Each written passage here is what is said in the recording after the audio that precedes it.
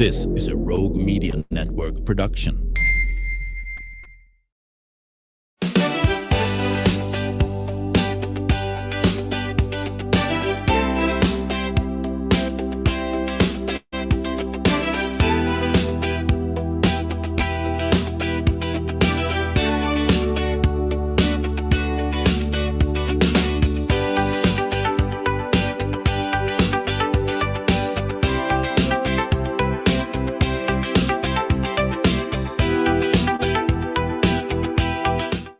Welcome to the show. You know, there are some stories that don't belong in history books. They belong in our hearts, and they deserve to be carried forward.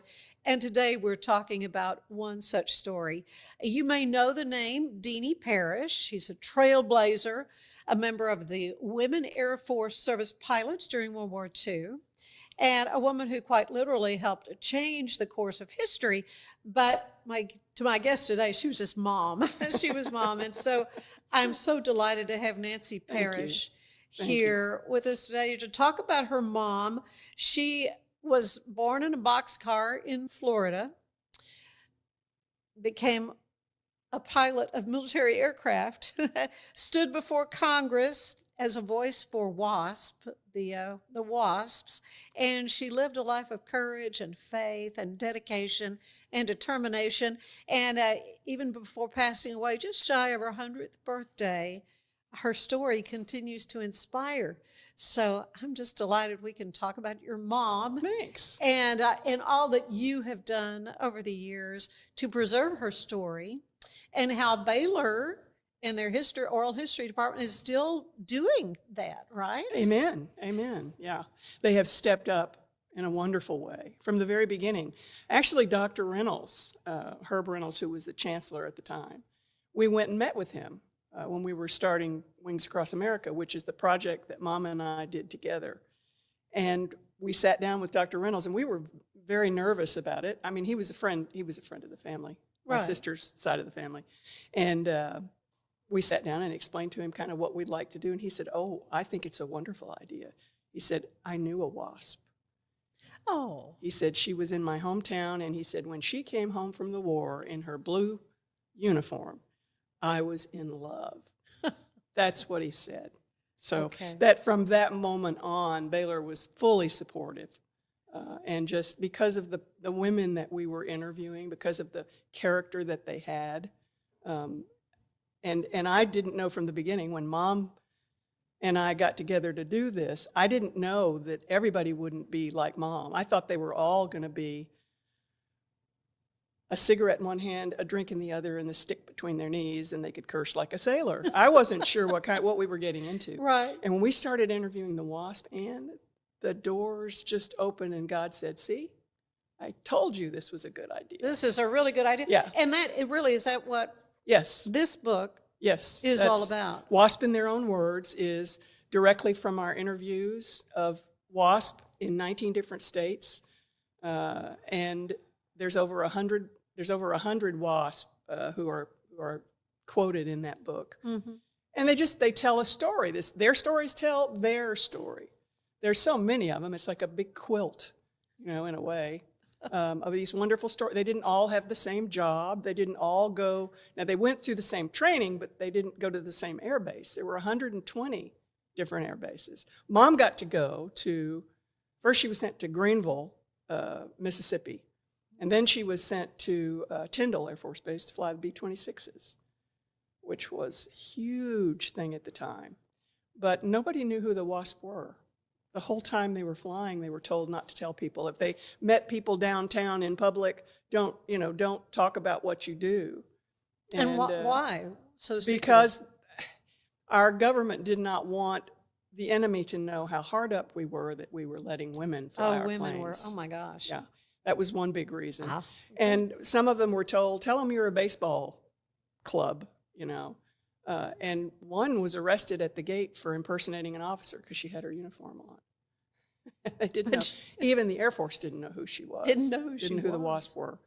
And another one was, radioing in as she was landing, and they said, "Would you please tell the woman to get off the air so we can land this pilot's plane?" She said, "I am the pilot."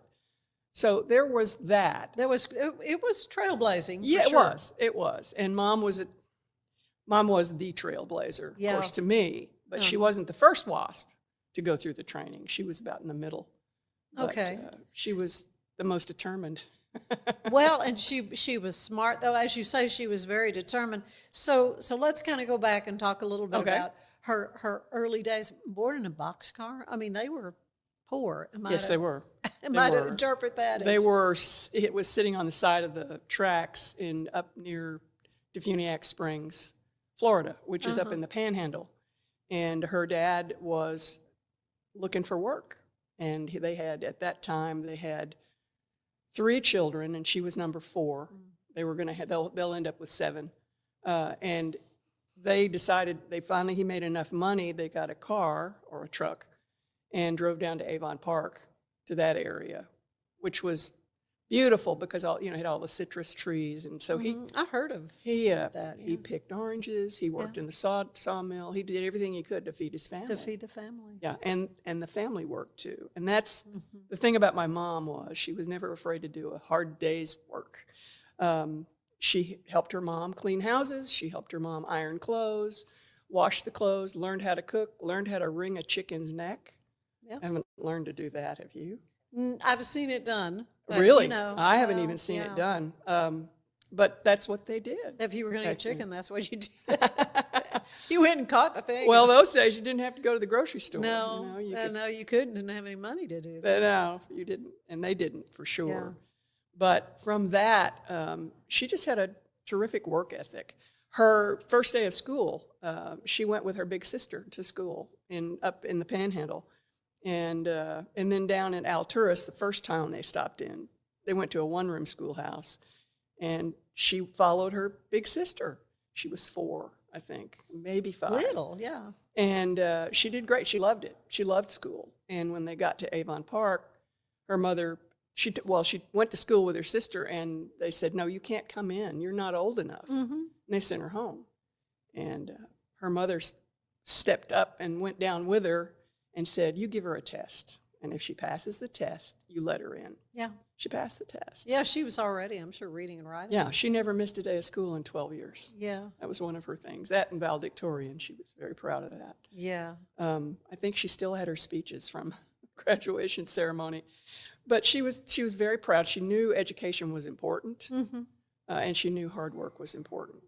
And certainly her system of faith started when she was a little child, believing that with God nothing was impossible. And we can tell that story.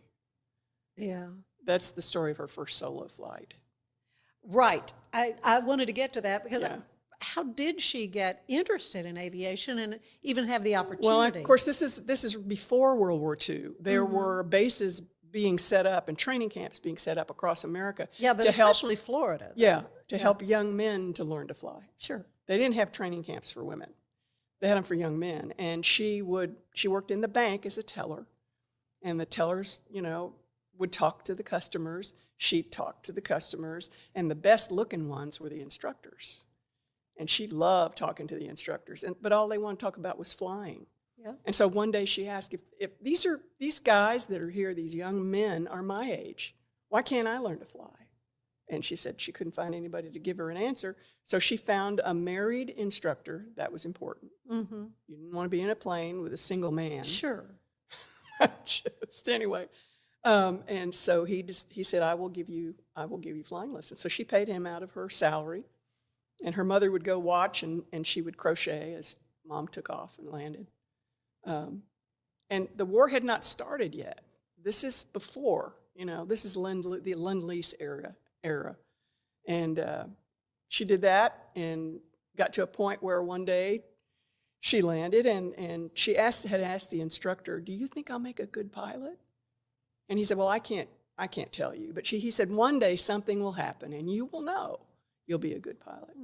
So she kept flying, and I don't know how many hours she had, 7 or 8 hours. And he stopped the little Cub, and he got out, and he knotted it up his seatbelt, and he leaned in and said, "Now you take it around." And he said, if you come around and I wave you off, do it again. And he shut the door. Now he's out of the plane. And now he's out of the plane. This is her solo This is her flight. solo flight, yeah.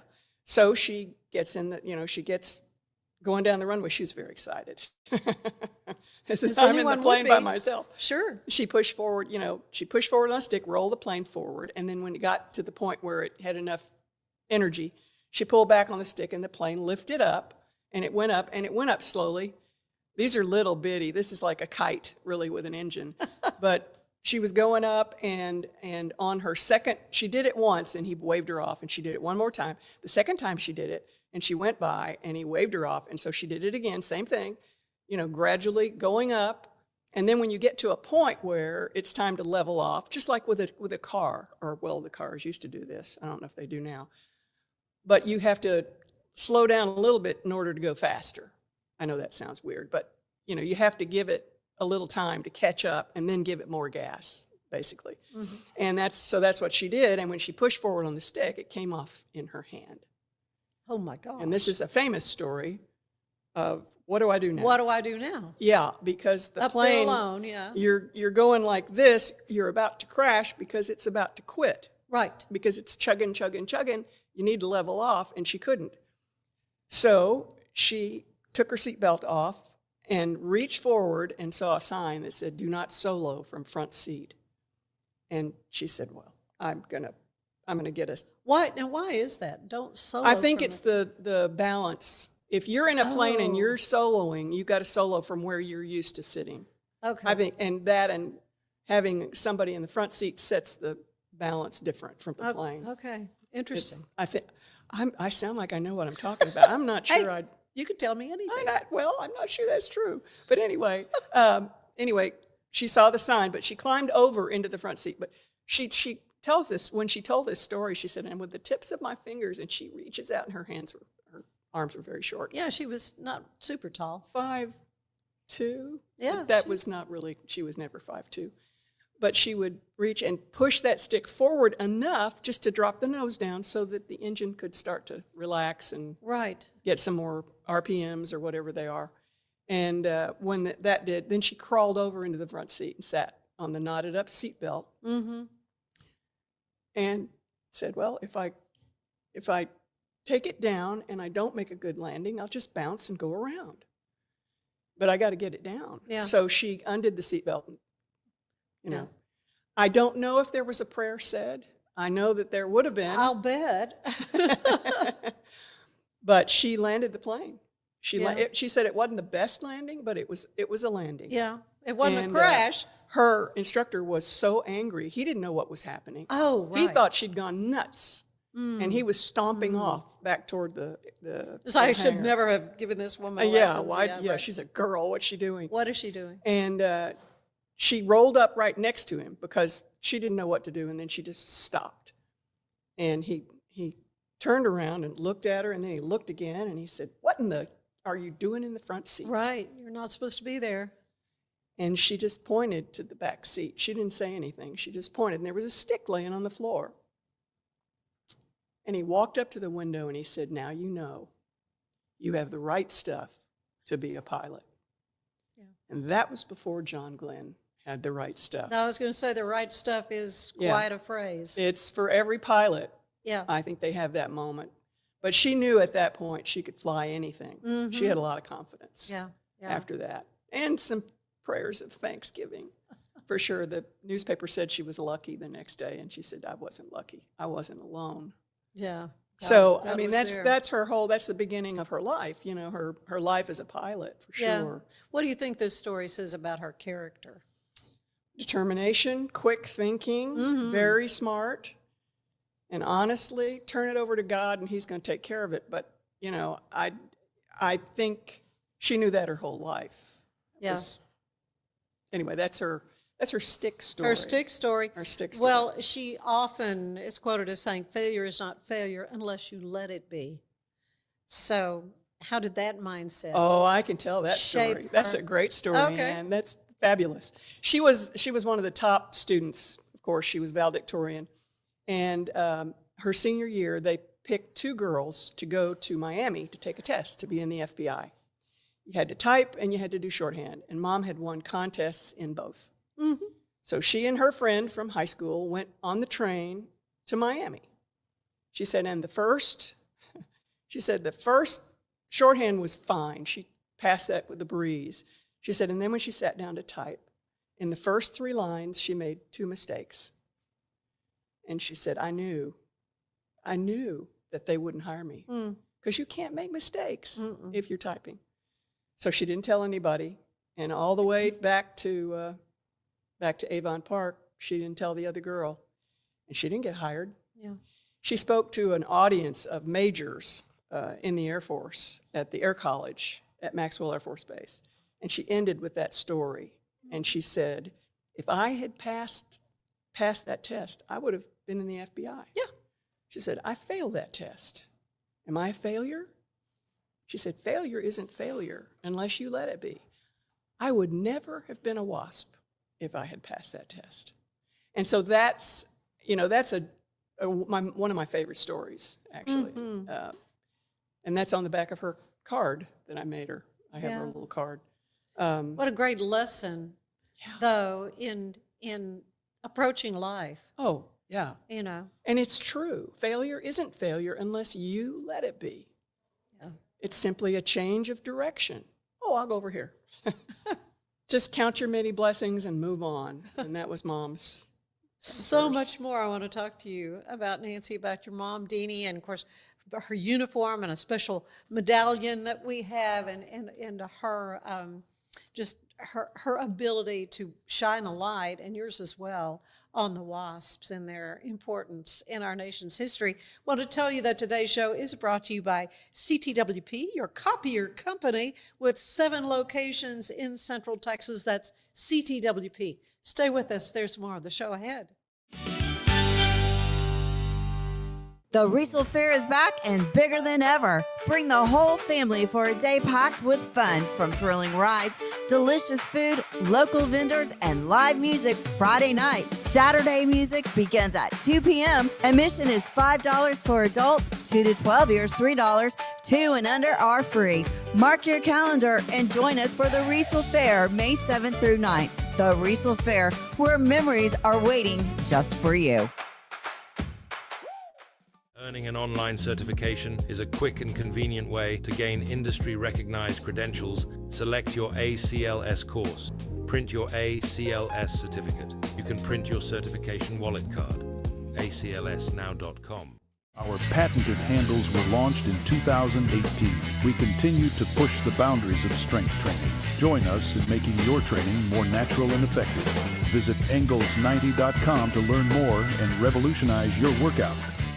Cleanse your body of accumulated toxins and embark on your wellness journey at your own pace. At Global Healing, we provide premium supplements to help your body heal naturally. Start your healing journey today at globalhealing.com and organichemp.com.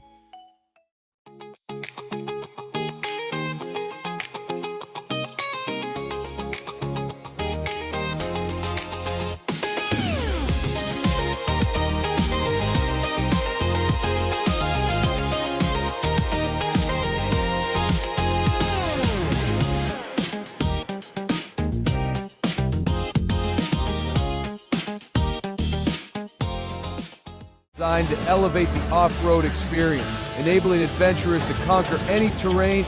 For 50 years, you've trusted us on your toughest recoveries, to your most breathtaking destinations, and in countless unforgettable memories.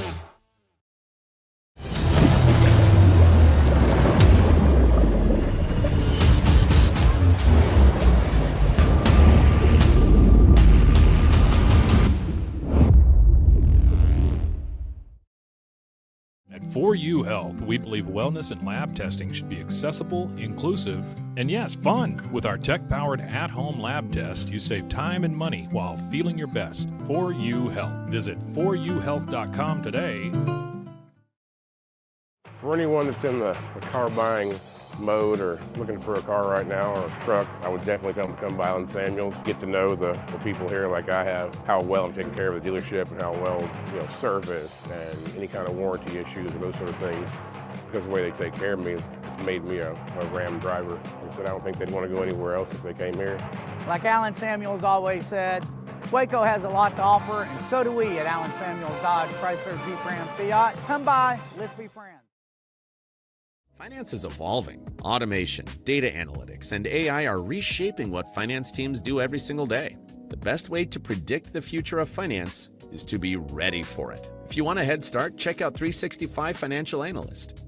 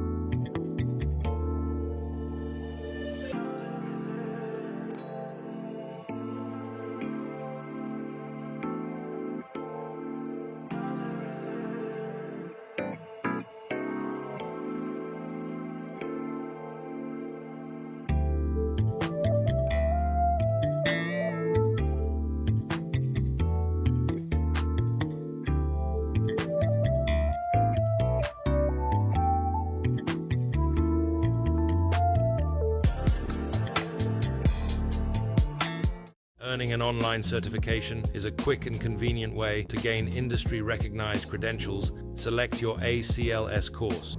Print your ACLS certificate. You can print your certification wallet card. aclsnow.com. Our patented handles were launched in 2018. We continue to push the boundaries of strength training. Join us in making your training more natural and effective. Visit Engels90.com to learn more and revolutionize your workout. Cleanse your body of accumulated toxins and embark on your wellness journey at your own pace. At Global Healing, we provide premium supplements to help your body heal naturally. Start your healing journey today at globalhealing.com and organichemp.com.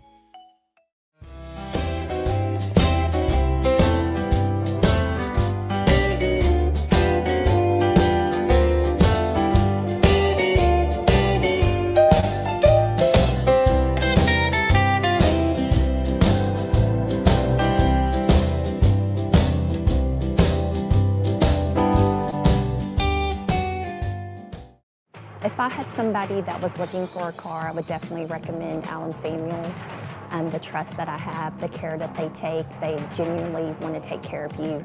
They really ask for your feedback when you go to the support department to make sure they're taking care of you in every way possible. So I really appreciate that they listen to your feedback. Like Allen Samuels always said, Waco has a lot to offer, and so do we at Allen Samuels Dodge Chrysler Jeep Ram Fiat. Come by, let's be friends. Enjoy a quiet atmosphere with beautiful river views at the Brazos Landing, located in Waco along the Brazos River across from McLean Stadium. Enjoy homemade dishes like shrimp and grits, chicken piccata, braised short ribs, prime New York steaks, and more. Plus, enjoy a delicious dessert like creme brulee or key lime pie. Open for lunch and dinner Tuesday through Sunday. Brazos Landing in Waco, the only place where I-35 and the Brazos River meet.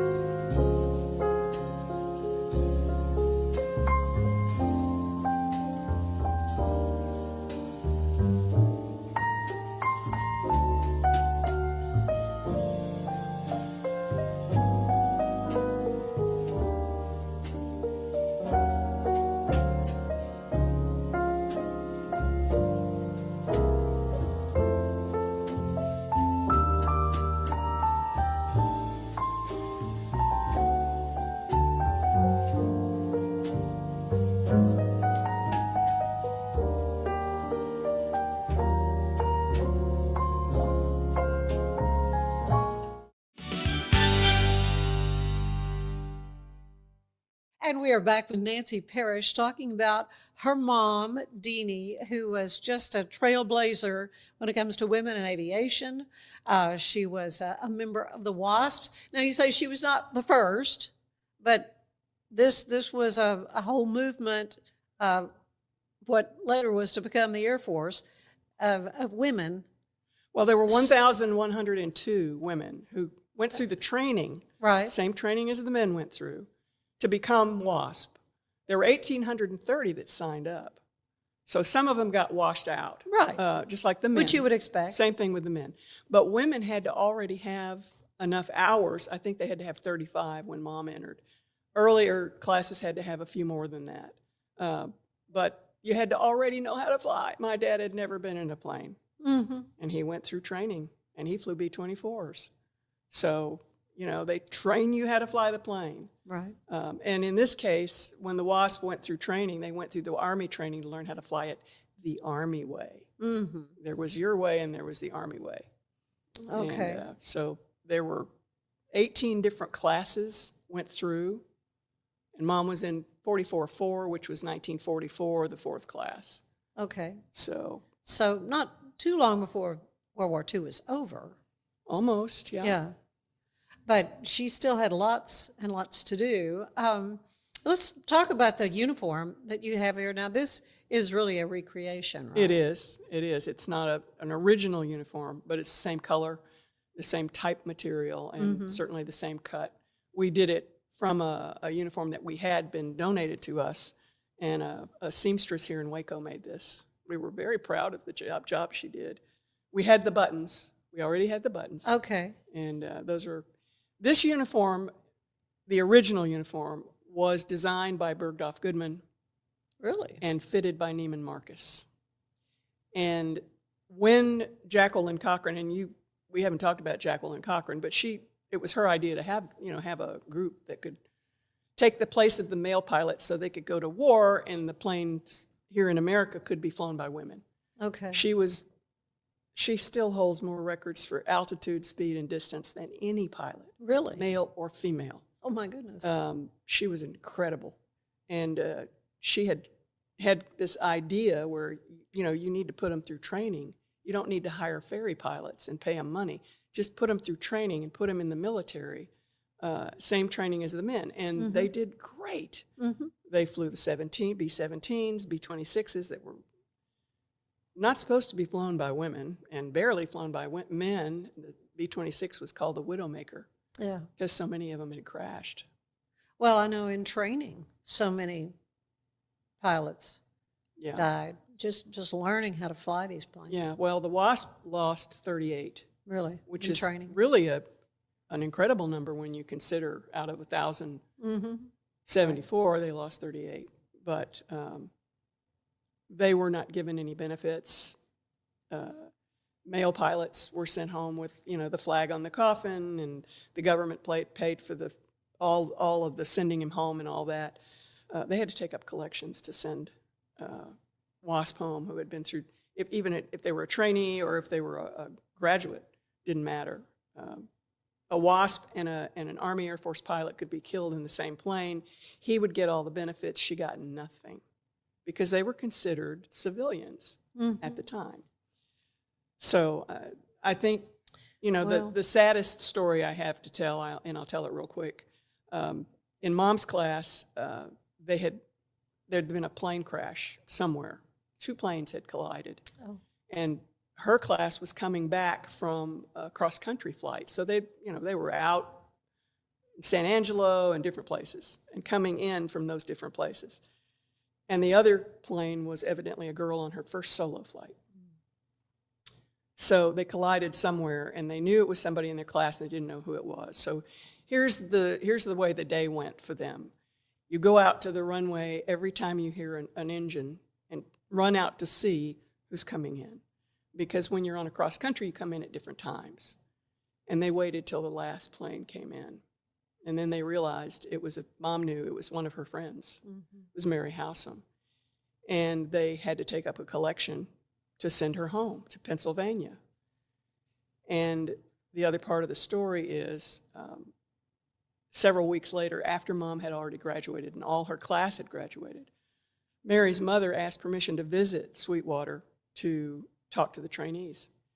And they said, sure. And she came from Pennsylvania, which, this is World War II. You got to gas rationing and all of that. Yeah. Anyway, you got to figure out a way to get there. But she came and she met with the trainees, and she stood up in front of them and pulled out a yellow telegraph. Yeah. Yeah. Telegram, yeah. Telegraph. Anyway, pulled it out and read it to them. She said, this is what I got from the War Department, and I wanted you to know so you could tell your families. And she read it, and it said, your daughter was killed this morning. Where do you want us to ship the body? That was it. That was it. That was it. And so this is, WASP were really considered cargo in some ways. They were considered just inconvenient in some places. I'm sure some men did view it that way. And some CEOs did not want them at their bases and made it very difficult for them. But they did it anyway. And they did it, and they didn't talk back. They didn't cause a problem. They didn't have a protest. They didn't carry a sign. They just did their jobs. Yeah. This is the best way to protest for the WASP. You want to be a WASP, you want to fly, don't get out there and yell about it and complain. Just do your job. Yeah, just do your job. And that's what they did. Yeah. And that to me is inspirational. Mm-hmm. Even though you're gritting your teeth the whole time, that's fine. Just grit your teeth. But Mom went on to fly the B-26's Widowmakers and was stationed at Tyndall, which is real close to her home. Her parents were terrified. Her mother especially was terrified. Mm-hmm. There was headlines in the Tampa Bay paper, 1 a day in Tampa Bay with the B-26s. And Mom said she loved flying it. It was the best plane she ever flew. It was fast. She wanted to fly pursuits. She would love to have flown P-51s. Oh, wow. But the B-26 was just as fast. Mm-hmm. Well, maybe I'll have to look that up. Yeah. Don't let me make stuff up. I'm trying not to do that. I want to tell you what I know is true, but I know it was a very fast attack bomber. Right. And it had the best combat record of any bomber and the worst training record. Mm-hmm. And one of the reasons was the minute something bad happens to an airplane, everybody whispers and, it's a bad airplane. You can't fly. Don't fly that. Don't fly that. And if you're sitting in it and you're flying it, and you think that, you're going to crash. You've got to believe that it's going to. So Cochran and General Arnold and Jackie Cochran crawled into a B-26 and took a flight. Mm-hmm. And when they got out, he said, yeah, we'll send WASP. We'll send the WASP to go through the transition training.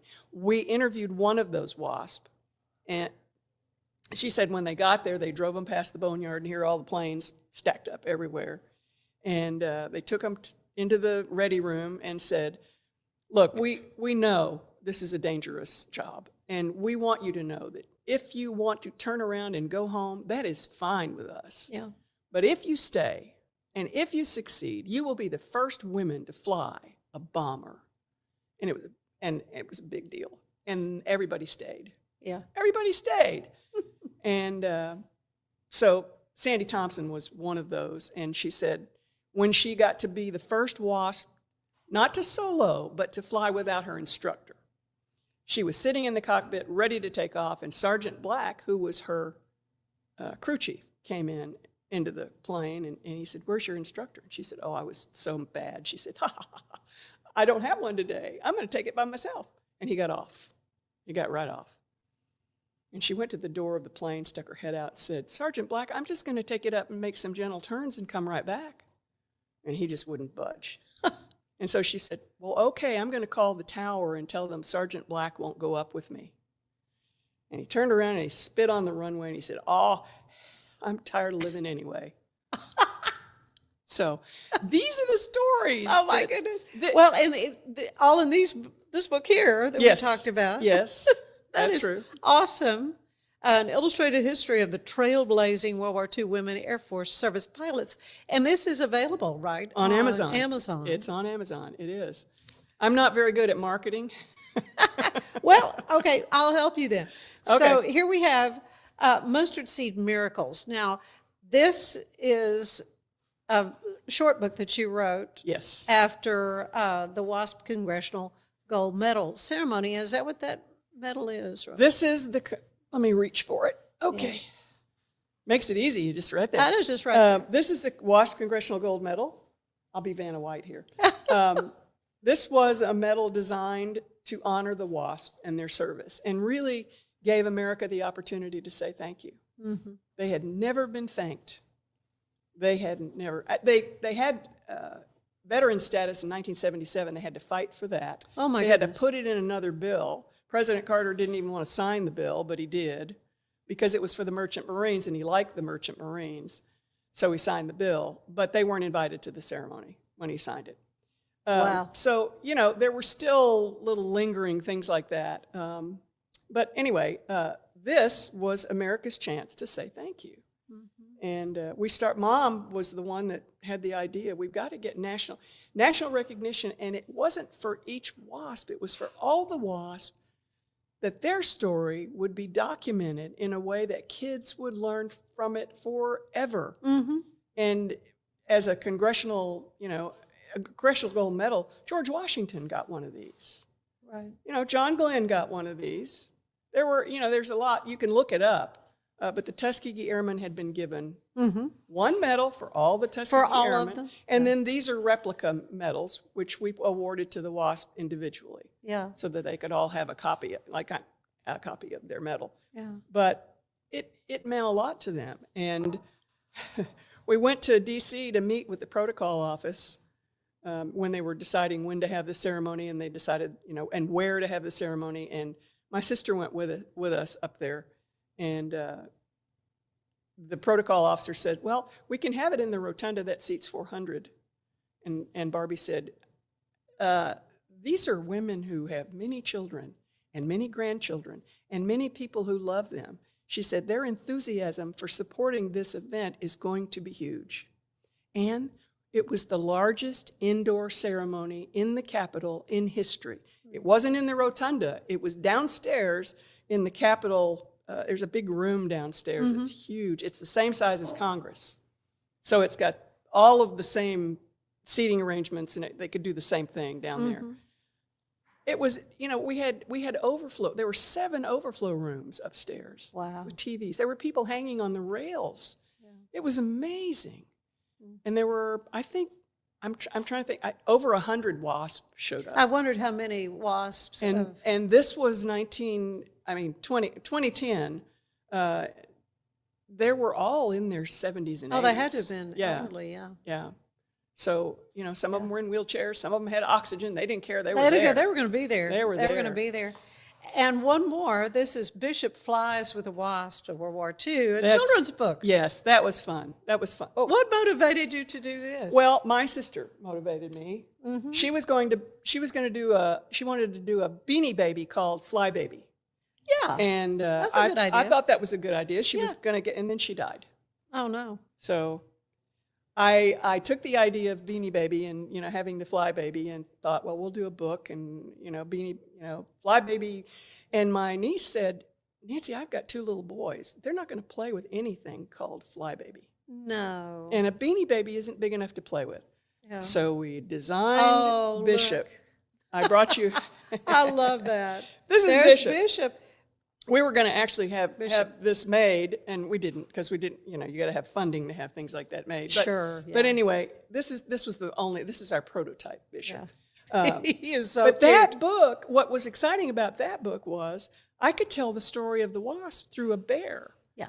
I could tell wasp stories, things that they did when they were young that are just hysterical. I mean, the one wasp that jumped out of the barn holding an umbrella thinking she could fly. Oh, gosh.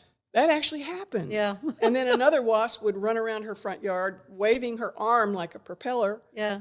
And then all of a sudden one arm was longer than the other because she did it all the time. She was so excited about it. So she changed arms. That was Sister Teresa, our nun. Really? Yeah. You had a nun wasp. Yeah. I got to tell you, Ann, when this whole thing started, I came out of television. I came out of PBS, and I wanted to do something significant. I wanted to do something with purpose. And I prayed about this. I said, Lord, please don't let this be about a bunch of women who flew airplanes who are, talk like sailors. And when we sent out our request to the WASP, the very first response I got was from Sister Teresa, who lived on an island in the French Antilles. Really? And that was because Mom said, go ahead and spend the extra money on the stamp, because I didn't want to, she's not coming, she's in a convent. Mom said, I want her to know somebody cares about what she did. Right. And that was kind of the way we approached this whole thing. Right. So I got a letter back from her, and she said, Nancy, I believe what you're doing is important, and I want to participate. But I need to know, will you allow me to talk about God in my life? So, you know what I wrote her back? I wrote her back, the first line said, hallelujah. Yeah. This is the answer to my prayer. That's exactly what I wanted. Right. And of course, the second one was Ruth. That was one of our first responses. And then when Ruth Helm came to Baylor, Ruth Helm was a graduate of Baylor. It's the only WASP to graduate from Baylor, but we got one. She came, and I asked her to bring some of her papers that I could take pictures of. And she came to be in the homecoming parade. Dr. Reynolds had arranged it. Oh, really? He paid for her room, and it was just really nice. It was a lovely thing. And they honored her as a former Baylor Bear.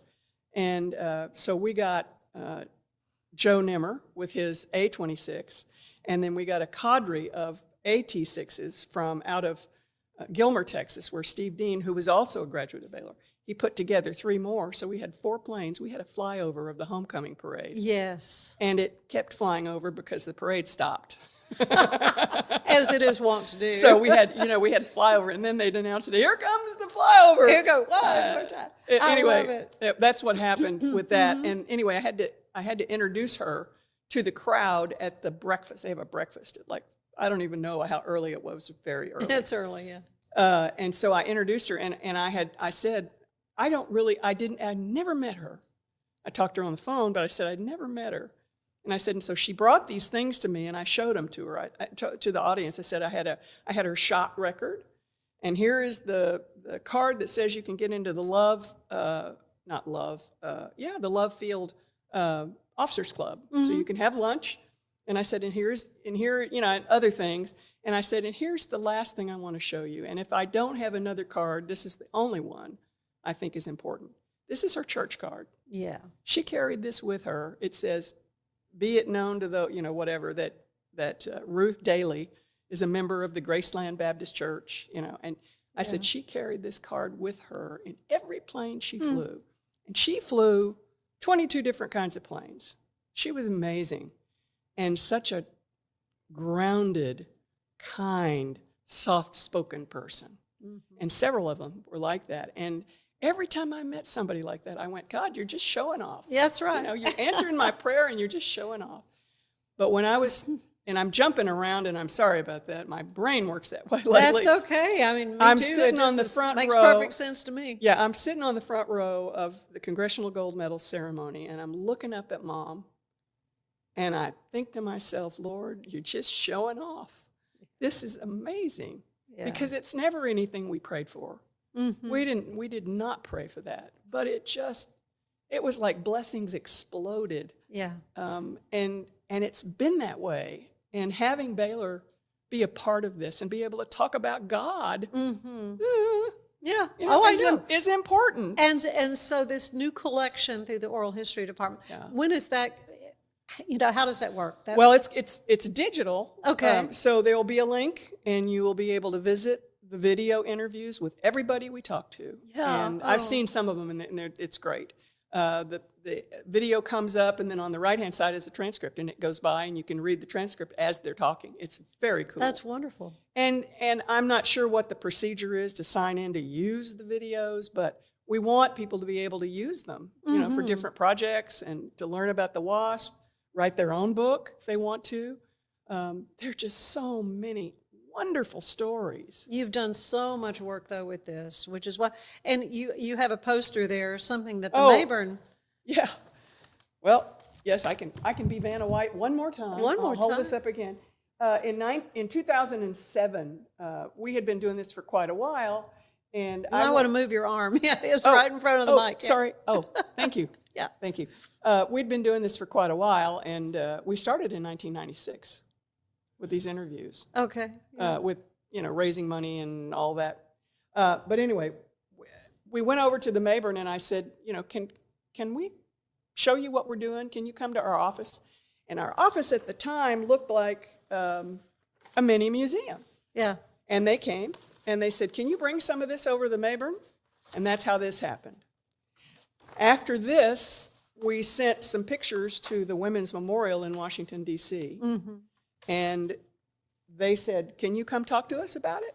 We can't just let you bring stuff, but we'll like to see. Right. So I did a book, a proposal, and I made the exhibit twice as big because I love visual aids, as you know. And I took the book, and Barbie went with me. This is at the time Mom was not, her health was just, not great. So she stayed home, and Barbie and I went and did the proposal to the General Vaught. It was great. She was a crusty, kind of a wonderful crusty, lovable in a way, but she wouldn't let you hug her. Mm-hmm. Wouldn't want that advertised. No. Anyway, but she was great, and they liked what we were showing them. And so we went home and started printing and working and putting together the exhibit, took it to D.C., and it was there when the Congressional Gold Medal bill was announced on the floor. Senator Hutchison announced it, and that's a whole different story. Yeah. When they wanted to know who the WASP were, because all the staffers went, I don't know who the WASP were. Oh, really? They sent them to the memorial. There you go. So they got to see the exhibit. And that was, again, God showing off. Yeah. I mean, I'm sorry, but he just did. It's so wonderful to see his hand in this whole story. Oh, yeah. Start to finish. Throughout. Yeah. And we met one WASP she called herself an atheist. And after interviewing her for a while, I said, Ann, you're not an atheist. You're an agnostic. Yeah. You know God's there. You're just mad at him. And she laughed. But there were not very many. Yeah. They were all, what do you do in the cockpit when you have a problem? I was going to say, they say there are no atheists in foxholes. So not in the cockpit probably either. not in the cockpit. And certainly if you're up there in the clouds, and you're looking at the beauty of this wonderful world, I can't imagine you can't think outside that box, and say, this is not just chance. For young people, particularly young women, what would you like them to kind of take from your mom's story? It is, that you can do anything that you believe you can do, that you're passionate about, if you're willing to put in the work and you're willing to give God glory. Mm-hmm. I'm sorry, but I have to add that last part. I agree. I think young women can do and be anything. It's an exciting time to be a woman in this country or anywhere. The hero in the story of the Congressional Gold Medal was the first female Thunderbird pilot, Nicole Malachowski, who, when she met Mom and I, because we'd been butting our heads into many congressional walls, trying to get somebody to think this was a good idea, Nicole said, well, I'm a White House fellow. What can I do to help? And she did. She wrote the bill. Yeah. She actually wrote the first draft of the bill. I'm sure they did their Washington thing. Mm-hmm. But she's the one that Senator Hutchison, she got an appointment with her chief. You're talking about Kay Bailey? Yep. Got an appointment with her chief of staff in order to run it by Kay. We couldn't get we met Kay. Mm-hmm. Kay gave Mom a book, but we couldn't get a meeting. Couldn't get a meeting. But it's all that Washington, all that tape, that red tape. But Nicole was just fantastic, and we would not have had a gold medal without her. She was great. And she believed in the WASP. She said, I wouldn't be a Thunderbird pilot if it hadn't been for the WASP. Right. So she's a fan, but she's a foxhole buddy too.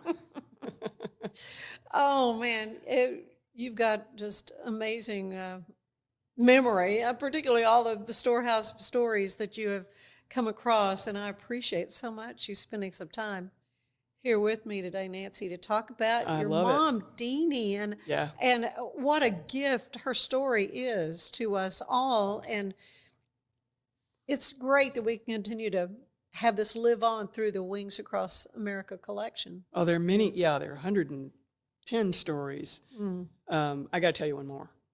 How my mom met my dad. Please, yes. At Tyndall Air Force Base, it was a transition and training base, and it was a gunnery training base for gunners to learn how to shoot at planes. Now, back in World War II, we didn't have 7-Eleven, you couldn't go do an arcade game. You had to actually get in a plane and put the bullets in the gun. These bullets were dipped in different color wax. This gunner had red ones, this gunner had blue ones, and the planes were flown by pilots for B-24s. The targets were towed by B-26s, and that's what Mom did. She had a pilot, a co-pilot, and then behind her was an engineer who'd let out the sleeve. It was like a big windsock that went out behind her plane. And she would fly a pattern out over the Gulf of Mexico, and here comes the B-24s with the gunners shooting at these, targets. And then they'd drop them somewhere, and if your bullet hit the target, it made a little colored circle. Yeah, you knew exactly. So you knew who, okay. So one day, and my dad said what he did was, he told his gunners, he said, there's a really cute pilot in that plane. I want to meet her. He said, I want you to shoot at that target, but I want you to shoot so close to the tail of her plane that you get her attention. But don't put any holes in it. Oh, no. My dad said when she got out of that plane, he said her feet never even hit the ground, and she was right up in his face saying, what are you doing? Are you crazy? That was the beginning of their relationship. I love it. And the funniest part of it to me was when they went up they were both sent up in a weather ship. You needed a pilot and you needed an observer. Mm-hmm. She was in the back observing. He was flying. He'd been flying B-24s. This is a little bitty plane. He was flying all over the sky. He was overcorrecting, as Mom said. And so she tapped him on the shoulder, and they had gone out on a few dates. She tapped him on the shoulder and handed up a note that said, please fly this thing straight and level. You're making me sick. And at the bottom of the note, in shorthand now, she wrote, I love you. In shorthand. Yeah. Note came back a minute later, in shorthand, I love you too. I love you too. My mother learned to fly to meet the instructors. My father learned about the cute girls by taking shorthand. Mm-hmm. So they were a match made in heaven. Made in heaven. Yeah, literally. Yeah. I love it. Yeah, so that's a true story too. Gosh, that is awesome. Well, you come from a wonderful heritage. Thank for you. sure. Thank you. I'm a proud Air Force brat. I know you know that, and it's just been a delight. Thank you. Thank you, Nancy. Thank you. Stay with us. There is more of the show ahead.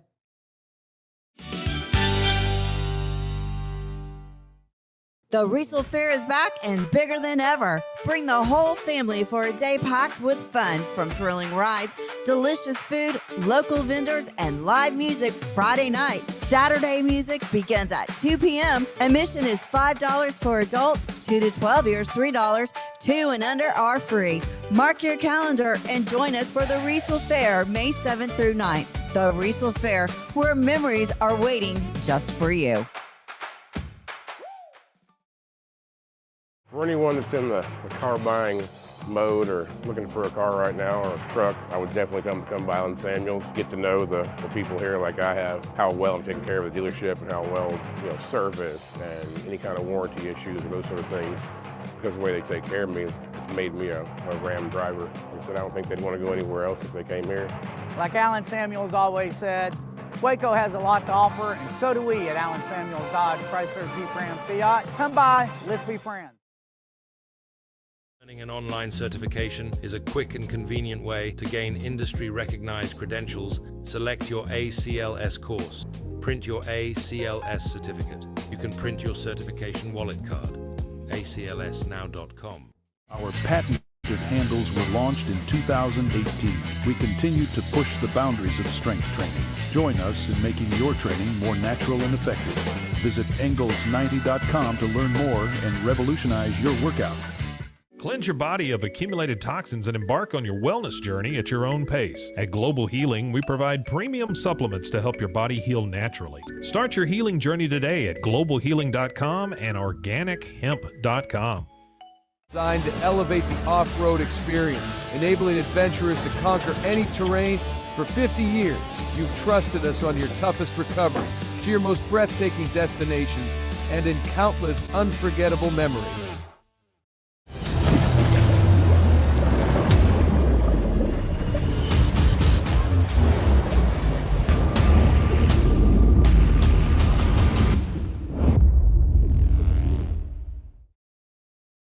Finance is evolving. Automation, data analytics, and AI are reshaping what finance teams do every single day. The best way to predict the future of finance is to be ready for it. If you want a head start, check out 365 Financial Analyst. At 4U Health, we believe wellness and lab testing should be accessible, inclusive, and yes, fun. With our tech-powered at-home lab test, you save time and money while feeling your best. 4U Health. Visit 4uhealth.com today. Enjoy a quiet atmosphere with beautiful river views at the Brazos Landing, located in Waco along the Brazos River across from McLean Stadium. Enjoy homemade dishes like shrimp and grits, chicken piccata, braised short ribs, prime New York steaks, and more. Plus, enjoy a delicious dessert like creme brulee or key lime pie. Open for lunch and dinner Tuesday through Sunday. Brazos Landing in Waco, the only place where I-35 and the Brazos River meet.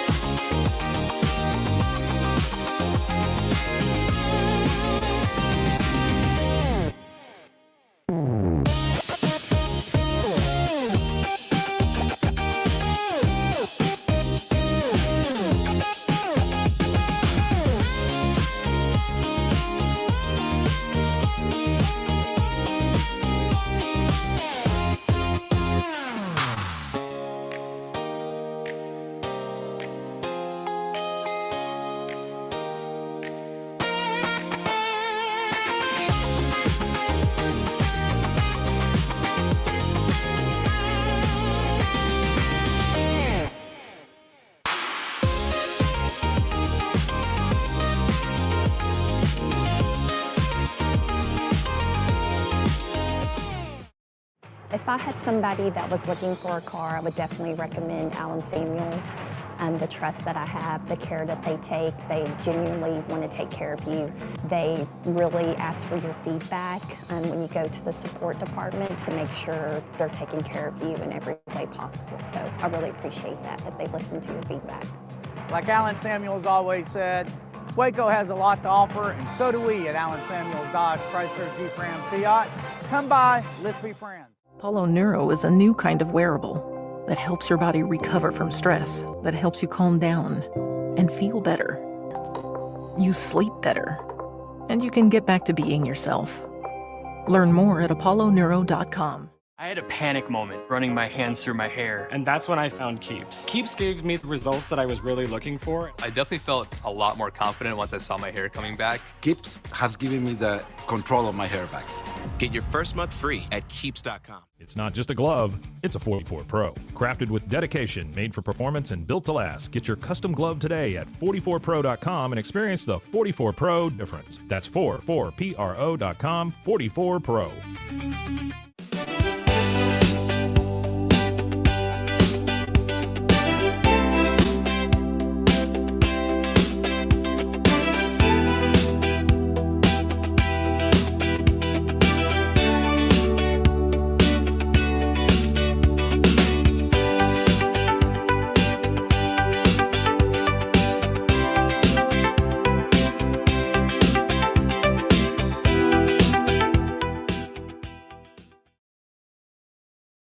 This is a Rogue Media Network production.